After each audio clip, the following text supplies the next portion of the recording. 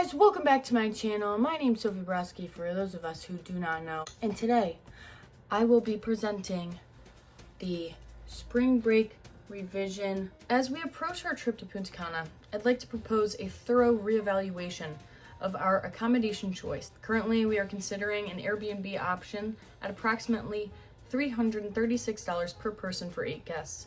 While this may initially seem economical, a detailed analysis reveals several hidden costs and potential risks associated with this choice. Managing daily meals, grocery shopping, and transportation not only complicates our experience, but also exposes us to safety concerns. In contrast, I have identified an all-inclusive resort, Occidental Caribe, which offers a comprehensive package that includes meals, beverages, and a secure environment with 24/7 security. This option not only streamlines our logistics, but significantly enhances our overall vacation experience. Let's get into it, shall we? Part 1, Original Budget Overview. This was the initial framework for our trip, aimed at providing a low-cost, do-it-yourself experience at a private residency. My original estimated cost, so anyone who was on the phone last night, disregard basically everything I said. Original estimated cost for the Airbnb path. For accommodations, it was $336 a person. Grocery and snacks is going to be $100 a person. Alcohol and mixers, $110 a person, not including bill. Transportation estimated $25 a person. Rude awakening on that one. Bottled water was $5 a person, and a grand total of $576.05 per person for the trip. We're going to move on to part 2, which is critical safety and logistics update. Following our meeting last night, I pulled an all-nighter, as I just mentioned, so that I could dig a little deeper into the logistics of our potential Airbnb stay. I realized that in my attempt to keep the Airbnb budget as low as possible, I overlooked some issues that affect not only our wallets, but our actual safety and mobility. I want to apologize for the lowball numbers I presented. I was using the base rates for Uber, which means it is the lowest possible number they can set for a ride, which never happens, and borderline survival level food portions. So after doing more research, it is clear I was incorrect on both fronts. First thing I was wrong about, beach and safety requirement. During our meeting, the topic of public beaches came up. I've since confirmed a critical factor. Public beaches in Punta Cana are not recommended for tourists.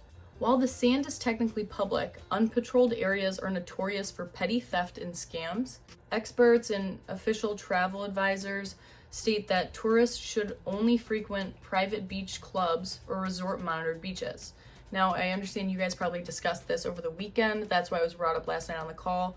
I hadn't heard anything about this, so that was not in the first price estimate. There's a lot of stuff wrong with that one. I would say don't look at it at all unless you want to go back and see how I got the base prices for a lot of things. What this means is that we cannot simply walk onto the sand anywhere. The closest beach club is 2.5 miles away and requires a $40 per person entry fee just to access the sand. Other thing I was wrong about, the taxi union blockade. I went down a rabbit hole about this, guys. Our Airbnb is in a gated residency where the taxi union, that I can't pronounce, effectively blocks Ubers from entering. Ubers or any other rideshare service cannot get to our front door. We would have to walk to a main road outside the gate and then order a ride, and even then, Ubers will frequently cancel if they see they are entering a taxi union zone to avoid conflict, because it can get violent, because that's how angry the taxi people are. So we will be forced to use union taxis. They don't use meters, they charge high flat rates, and they're non-negotiable. Typically, the base rate is between $20 and $30, no matter how far you're going. So that's something to keep in mind. Number 3, third thing I was wrong about, food, alcohol, and water, correcting the proportions. I also realized my original food math was based on, quote, survival portions on the USDA website rather than vacation eating for 20-year-olds. So I've adjusted some of these categories. Food, water, and ice has been updated to $175. Alcohol has been updated to $150. If you're curious about the math behind these increases, you can find it underneath the works cited at the bottom, but I'm happy to address it if anybody wants to call me or text me. Part 3, what is going to be included in the Occidental Caribe? so butchering that name, mind you. By choosing the all-inclusive resort, we get unlimited access to a lot of other things that aren't on this list, but these are the most fun. 7 restaurants: Italian, Mexican, Asian, Japanese, French, steak, seafood, Dominican, and a pizzeria. There's 8 bars, including 2 lobby bars, the swim up bar, and a Striker sports bar. That one's open till 3 a.m. every day, if you are a night owl like me. They also have an on-site nightclub that opens at 11 p.m. and closes at 2 a.m. It is called Hurricane Disco. Apparently it's not huge, but I can't imagine it would be that big if it's already on a resort. But you don't have to leave the resort to go. So that's fun. Entry and drinks are obviously included for resort guests. Pools, there are 3 main pools, 2 massive, like, interconnected lagoon style pools that wind through like the center of the resort. These are the pools where there's music, and it's where the swim up bar is. And then there's a 3rd separate area dedicated to like water games, if you want to call them that. Like, they have pool volleyball, water basketball, and apparently they do intro scuba diving lessons, if anyone is passionate about that. This location has a rock climbing wall, circus trapeze, which I really want to try. They also have live nightly shows with like this little theater thing, and free water sports during the day, like kayaks and snorkeling, and then they have other water sports that are available to rent. Not that we would be doing that, but if you were curious.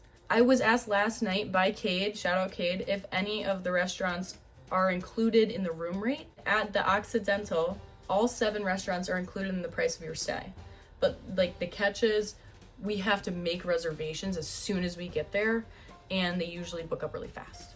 So as soon as we get there, you go straight to the person at the lobby desk, I don't know, and you say, what do you have available for these nights? I'd like to try all of them, but I mean, there's 7 and we're only there for 5 nights, so I guess we're gonna have to cut 2 off. So just to put that into perspective for you, the Airbnb comparison, if we stayed at the Airbnb and wanted to have just like one nice night out for like sushi or steak or something, we'd have to pay $50 for taxis plus another $50 per person for the meal, just estimating, and that's around $100 per person just for one dinner, when at this resort we could do that basically every single night for free. Anybody who's taken econ, think about that opportunity cost.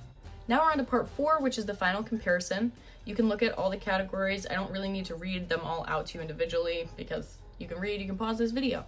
But the first column is the original Airbnb prices that I said to everyone on the phone last night. That is not accurate. I just want to show you where I had made mistakes so you can see them side by side. Airbnb updated was the more realistic prices with the 2 price increases, the addition of the beach access. And then on the end, we have Occidental.